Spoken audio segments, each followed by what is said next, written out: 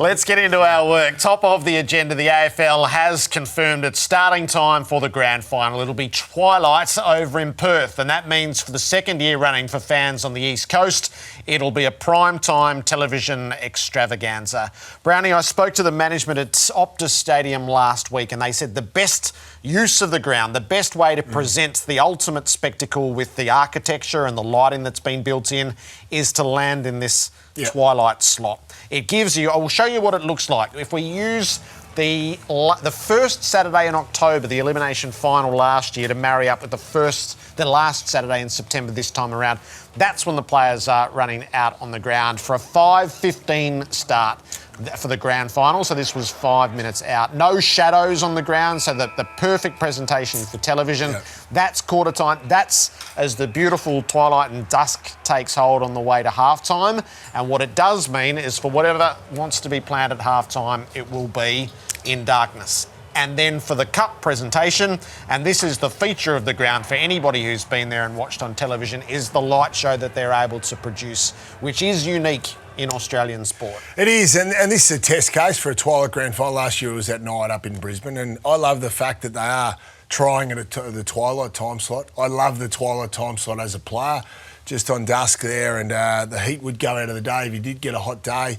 It was beautiful. The atmosphere of night time is always greater than playing in the day. As a player, you can sense that. You can sense the electricity in the crowd. So, and then, of course, the crowd get the entertainment. It's a magnificent spectacle. So I like to be able to look at the Twilight, even though on the eastern seaboard it's going to be a little bit later, which is probably the controversial one, isn't it? Yeah, so that's I'm with you. I'm a Twilight guy. Yeah. I'm totally happy for it to be at night. This is how it landed from the AFL. So the AFL with the Seven Network remain cognisant of finishing the match at a suitable time for younger footy fans, and as a result landed on a time slot that is earlier than the usual start time for night matches during the season and last year's grand final. So if we take last year's grand final as the case study, Brownie, the opening bounce was at 7:30.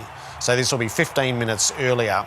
Keep in mind these were shorter quarters. This was a long game because of two concussions, but they were shorter quarters.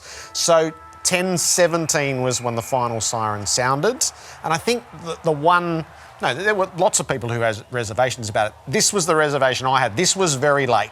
It was 10:45 by the time the cup was presented, and by the time Richmond had finished the lap of honour and headed to the rooms, it was 11:17. Yeah. So it did get very late. It's too late for me, Jared. I'm not sure they've quite solved it with the 7:15 East Coast start. If that game ran 124 minutes, I reckon a grand final will probably run about 136. Yeah. It's very likely the final siren's at 10:15 p.m. Okay, so 20 minutes later, the cup goes up. So, yeah, you're getting close to quarter to 11 again. It is getting late, isn't it? So you just wonder whether they couldn't pull that forward an extra. 15 minutes makes a big difference. 15 minutes does make a big difference, even half an hour to an hour. So they want darkness at half-time for the entertainment. And so your Twilight gives you the natural light to start and then you run in. So my gut feeling is that I have this nagging doubt they've missed by about 15 minutes. Yeah, I tend to agree. It's anytime you're getting close to 11 o'clock, for the main part of the evening, we all want to see the cup getting lifted and the Norm Smith medalists get announced. That's the best part of grand final day, when the fans get to celebrate, obviously, even though they're not going to be there. So they could have done that an extra 15 minutes. I'm with you. I love the fact that they are looking at the Twilight, because the thing that I go back to, one of the most enjoyable experience I've had as a spectator was the 2017 preliminary final. Richmond versus GWS. And I know it was a little bit one-sided with the crowd because it was mainly Richmond.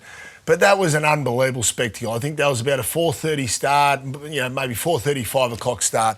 The energy, the electricity, the atmosphere that evening was unbelievable. The light setting was magnificent, the entertainment around it.